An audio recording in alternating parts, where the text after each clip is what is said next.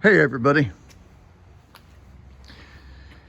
It's been a frustrating day because I made a very frustrating part. 77% humidity, and what is that, about 35 degrees.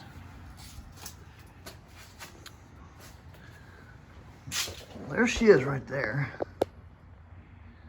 That there is funner than a barrel of monkeys. Before I forget, I think it was on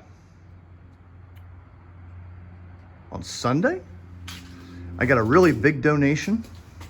I don't know if you guys like names or not. I don't like giving names, but you know who you are. Thank you very much for that. That was, I really needed that. That really just, not only is it gonna buy so much material, but it's been really slow on the channel and not many new subscribers, and that was just a nice pick-me-up. I needed that, but let's go see what's going on inside. Thanks again.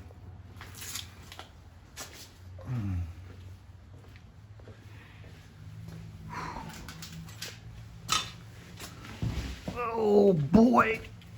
Ugh. So, as you can see, we got a transition from this flat surface that just sits lower to this flat surface up here.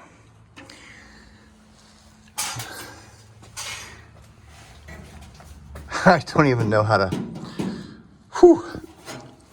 Yesterday, you know, the golden rule is sometimes you just gotta put a piece of metal in the air and cut, form, do what you gotta do just to get the ball rolling. So here is yesterday's attempt. I figured that I could just simply take, you know, I needed a 5-inch gap between the two, or a 5-inch space. I needed an inch flange here and 3/4 of an inch. So that's what I got here. I got an inch, and then I got 5 inches, then I got 3/4. There's a few things that had to happen.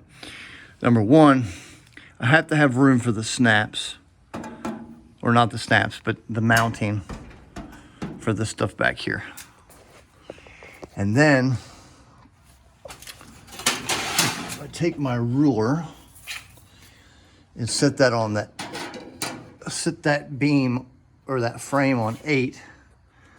That transition stops right there. So that's exactly where that needs to be. That is dead on perfect right there.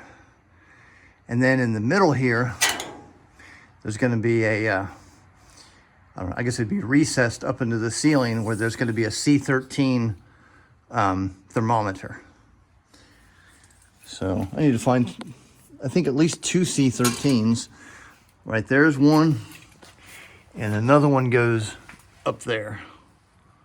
And then there's a big light that mounts there, and there's a big light that mounts there, which I've got one of those lights coming.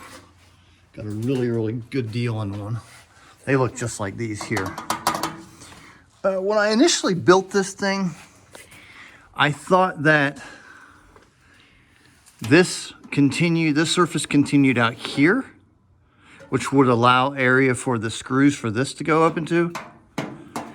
But as I looked at the pictures, I noticed there's a very subtle line right there. And then I realized when I looked at a few other pictures that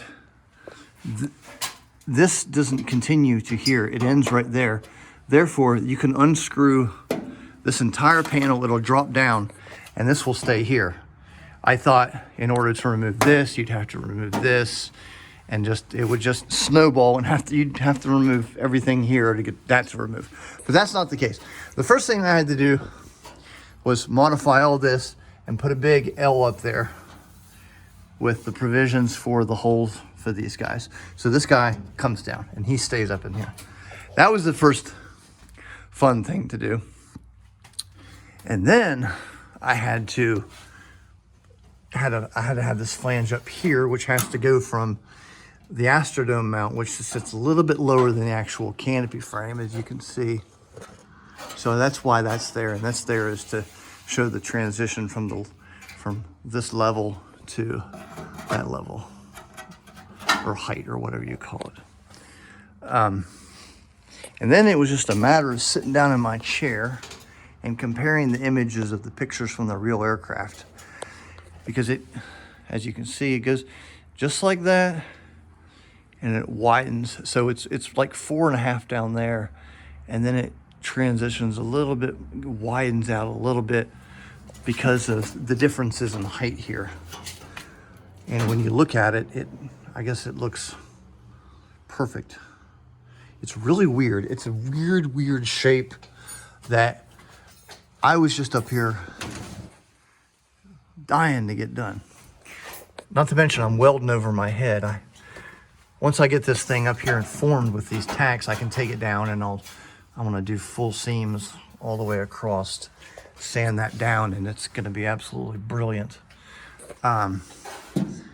Even though this area is completely perfectly straight, I thought if I put this up here, you know, the straightness would line up, but no, I had to end up having to cut that to pull this bottom piece in about 1/8 of an inch, drag it like that to get it to weld up there. But all in all, I'm thrilled. That single area right there is probably the hardest simple part that I've made, the most complex simple part. Other things that have to happen is this rounds here, as you can see, and it goes in there, and then this rounds down like this. So this is going to be a rounded structure, which I'll build that separately and weld that up there. Over here, that goes just like that. And then here, it drops, it's about 2 inches wide, and it drops down like that. And then there's a big thing that lives right here. It looks like it's about 8 inches in diameter, and it sits down here. And what that is a loudspeaker enclosure, and probably a transformer for it, because old loudspeakers used funky transformers and stuff like that. But that's what's there. Like I said, goes like that. There's only 2 surviving aircraft that still retain that feature. And one of them is a 522827, and the other one is, of course, 522220 at the Air Force Museum. But it's a big loudspeaker for the flight deck. The one on display at the Air Force Museum, they converted it into a light. But I'm happy that's up there, because that really just bridges it to getting these panels made. One goes right here, here, and there. And then there's one here, there, and there. And they've got big old circles and then a big oval. I'm hoping if I can make one with just enough wiggle room, I can make them all. So we'll see. I'm gonna pour my heart into it, but I'm not gonna kill myself doing it, because I'm going to immediately, well, not immediately, but subsequently cover them up with all this beautiful stuff here. Like I said earlier, there's an inbound or an inboard area, about 4 inches for the C-13. And then this, it's a big cup area like this for, it's not currently installed, but the heat duct right here. And then here, there's a big square area that's also an inboard. That holds the inner workings for the clipboard. It's a big silver clipboard with rivets, and it swings down. So when your navigator's in here shooting his stars, he can take his notes, and then, you know, he's got his light here so he can look at his clipboard and his sextant. And it's on here for 2 reasons. Number 1, for power. Number 2, so he doesn't drop it. And if he does drop it, that wouldn't be good, because then he'd be blinding the pilots and the navigator or the engineer. So I think think that's about it. Oh, and then there's another big cupped area that kind of starts like a little tail, and it tapers and gets a little bit bigger, and it goes like that. And what that is that's the conduit, or not the conduit, but the area where all the big electrical wiring, which comes out here, there's big AN plugs, and they come like this, and it drops down, goes like this, and then follows this longitudinal frame like this, and then there's a big hole right there for it. That's where they pass through. So we get that. Whew, man.